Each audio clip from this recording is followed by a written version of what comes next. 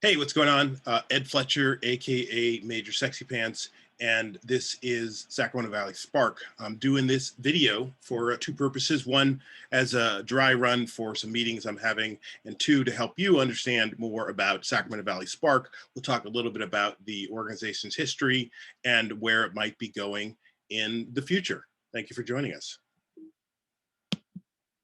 So Sacramento Valley Spark is a 501c3 nonprofit, started in 2012, and its goal is really to unite the community through art and positive change, and it's governed by a 7-member board.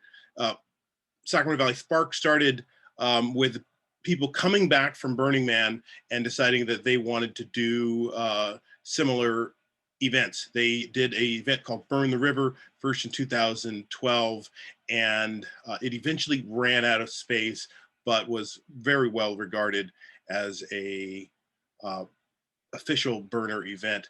And I will note that official status is a case-by-case basis and not always granted. But let's take a look at this video. Start remembering what you hear. Well, hi out there, and welcome to... And now, the world's foremost authority. Check it out!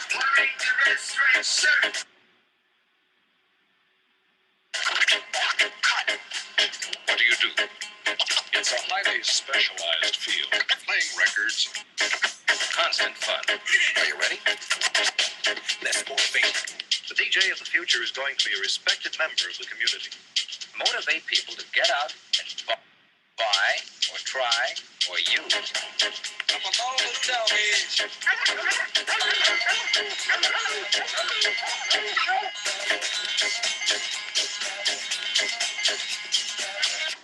You're there, creating, thinking, feeling, doing. It's a lot of fun to do.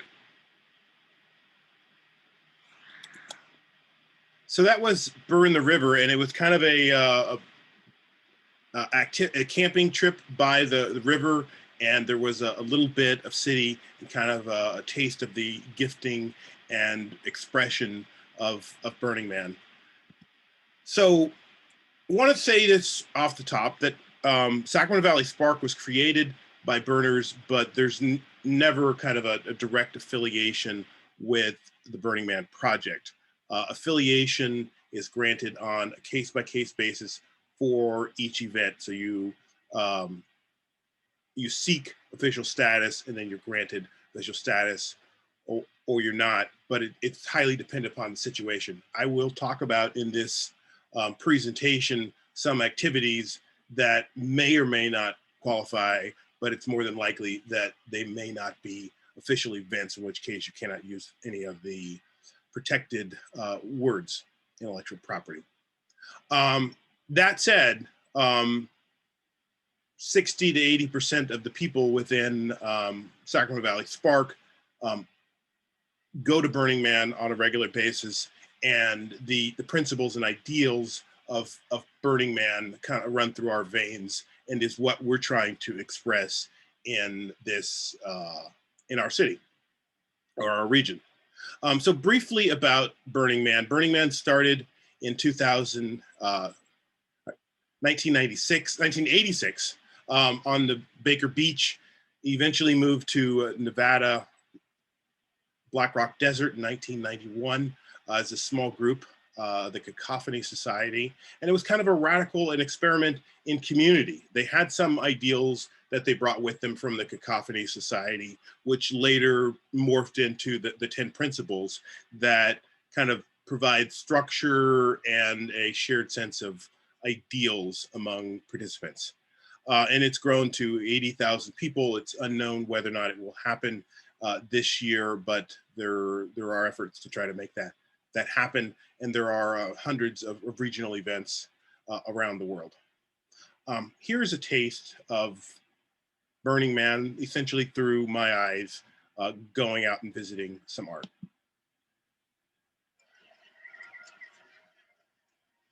What's going on, friends? It's Ed Fletcher, aka Major Sexy Pants, and we're at Burning Man, and it's sunrise.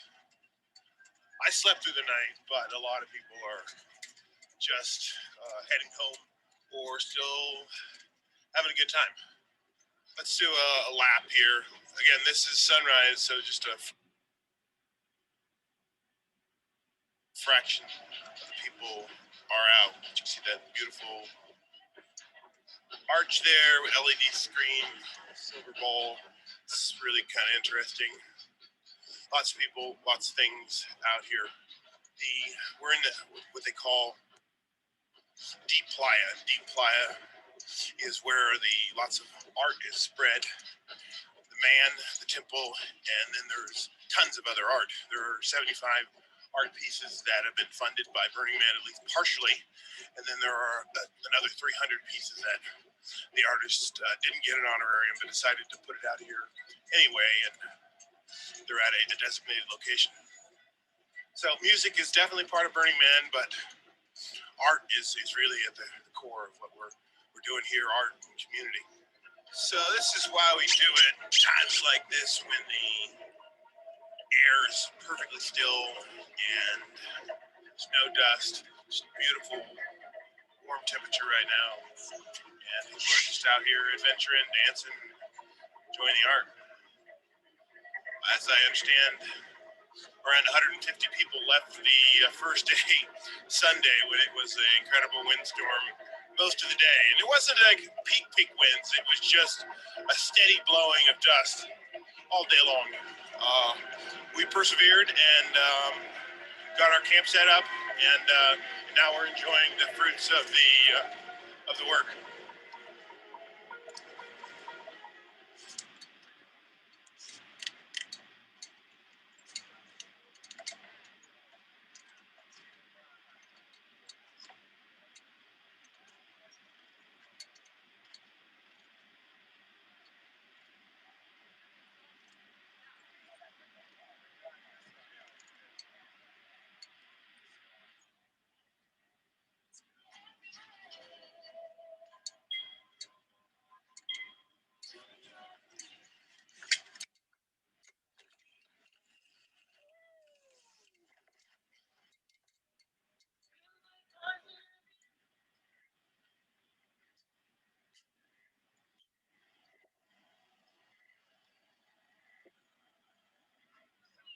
This mousetrap here was surprisingly exhilarating. I did get my patch. This is a construction of mousetraps, and in the center are some patches.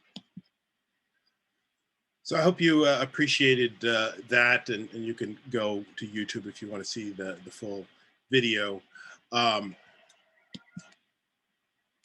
The 10 principles of Burning Man, as I alluded to before: radical inclusion, gifting, radical self-reliance, decommodification, radical self-expression, communal effort, civic responsibility, leave no trace, participation, and immediacy. We strive to reach all of those in the events we do, but sometimes even within the 10 principles, even at Burning Man, it's a balancing act. So Sacramento Valley Spark activities. This is an evolving thing, but this is what we kind of would have done had there not been a pandemic. Playa Academy is our camping kind of educational, arts educational weekend. It was traditionally in the spring, the year we had it, and unfortunately we haven't had to have it again, but we hope to return to that soon. Move Your City is our trash collection efforts along the Leave No Trace principle. Last year we had hundreds of participants collect 900 pounds of trash. Summer Spark was the one-day retreat. Spark the Dark was our winter fundraiser event, and Playa Art Park was our aspirational goal of creating a art park of Burning Man art. We'll hear more about that. So what was my inspiration? My first burn, I saw this, Let's Dance, and I was blown away. And I thought, like a lot of people think, that it's just things that are going to burn. But over the years, the art has evolved into being a showcase for free form or interactive art, and art that built on a scale that is not normally normally seen. Um, I came back from Burning Man. And I thought, like, wow, like where is that thing going to go? Wouldn't it be cool in Sacramento? But I had no idea of like how would I get that thing here. That thing is now in Las Vegas and lives on.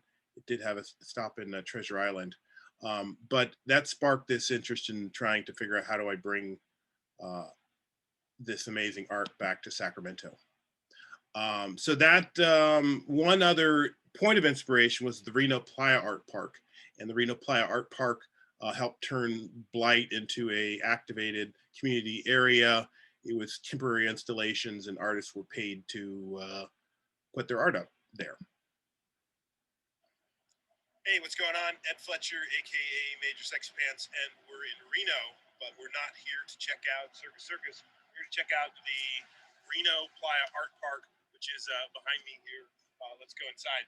The Reno Playa Art Park started a couple years ago as a opportunity to take a dilapidated city square, turn it into something beautiful, something interesting, and to give new life to some of these art pieces that were constructed for Burning Man. This is brand new here. This was his portal, and it was at Burning Man 2019. Some of these other pieces have been here for more than 1 year, but others of them are brand new.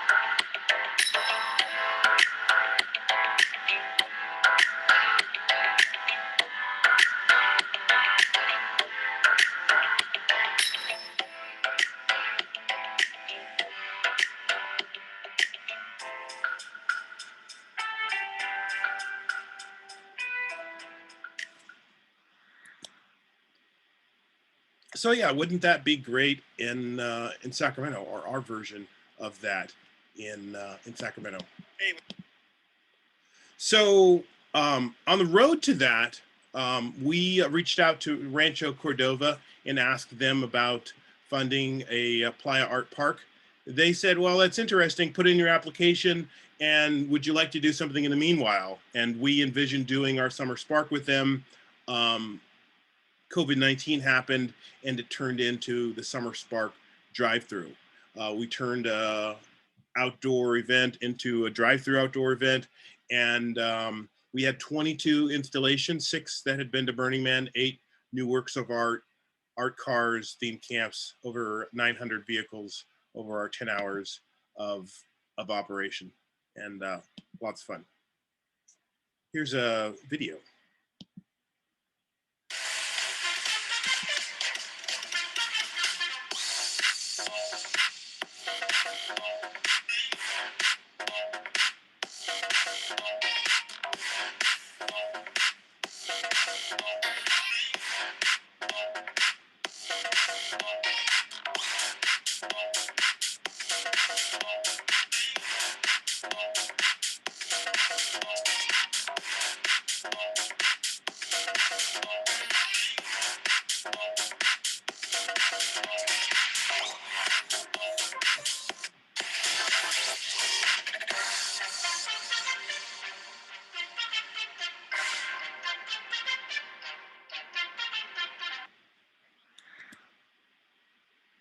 So yeah, that was highly successful for us, and we want to do it again in the form of a Spring Spark drive-through. We are tentatively approved for May 21st through 23rd at the mine shaft in Rancho Cordova. We're taking advantage of public art funds from the city of Rancho Cordova to do this, and we're hoping to sell out because we're going to have to highly limit the number of cars so that we can preserve the experience. Last year was a little bit of an experiment, and I think we're going to do it even better. So be on the lookout for our volunteer call on that shortly. What else are we doing? Well, we're also doing something we're calling the Upcycle Art Challenge. What you're seeing before you is a wonderful piece from Tahoe Mac called Monumental Mammoth.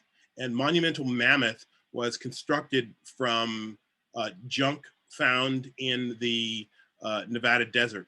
This was a former tar pit area that has collected a lot of waste. So this Girl Scout and her troops collected waste through this cleanup group. And then she was matched up with other artists that helped her build the interior skeleton and then turn it into the exoskeleton that you see before you. Beautiful piece, and it's slated to go back to the place where it was collected from, but that hasn't happened yet.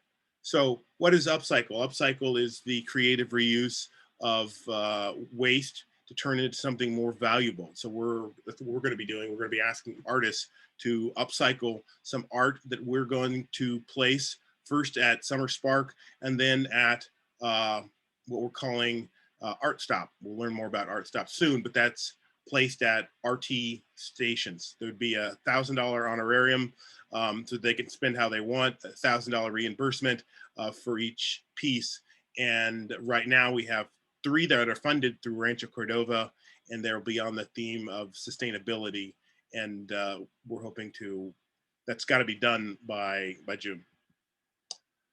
Art Stop will be the display of this. We're working with Regional Transit to create a program and to host these pieces near the art rail stops in Rancho Cordova. People will have it'll be some gameplay where people will be encouraged to visit them. We'll also try to have activations at the sites during peak hours over a period of 10 days. So people would play the game, ride the train, go visit stuff.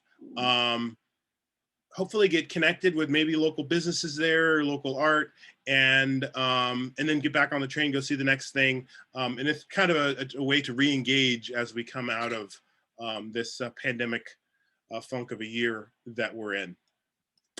We're also working on a couple pop-ups. Burners on Broadway was really kind of our introduction, many of the people involved with SVS, with doing these things local. So Burners on Broadway was just our kind of like pop-up thing we did with the Oak Park Business Association to add a little life and vibrancy to that neighborhood on Fridays during that summer. We've also done pop-ups for Move Your City. That was our trash collection day. We talked about that a little earlier. We've done some art tours over the years. I'd like to do more this summer. Some may be on foot, some may be on bike.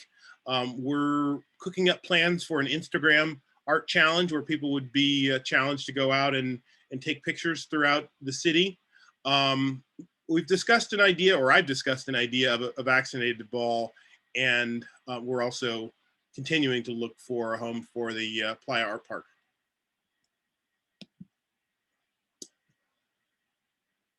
We're trying to dream about what's going to happen in 2022 and what type of festival or experience would we be looking for to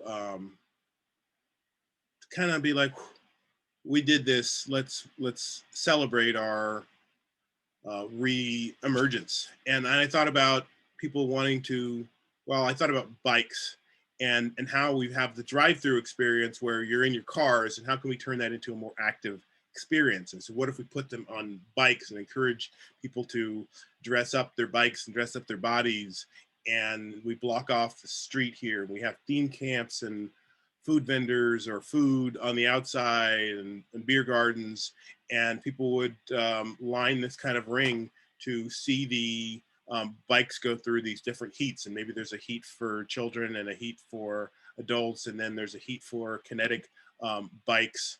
but it's, you know, it's radical self-expression on bikes. I'm assuming that the riders would pay some fee, kind of similar to a fun run kind of thing. But the attendees would outside would visit for free, and would kind of make revenue on the bar. And you have interactive and kinetic art all around here, and really feature art bikes and kinetic bikes. The final step of the dream is to go full kinetic, and by kinetic we mean that it's mostly about like large bikes that are engineered and that involve a lot of STEM education and the creation and also the creative energy that goes with it. But to have the kind of full levels of like a kinetic race and then a art bike challenge and a like fun run, to like put that all together in a day of zaniness by nerds, and it involves the local schools. Let's take a look. If you've never seen the Kinetic Grand Championship, this is a thing that happens in Humboldt, and I'm gonna jump ahead, hopefully here.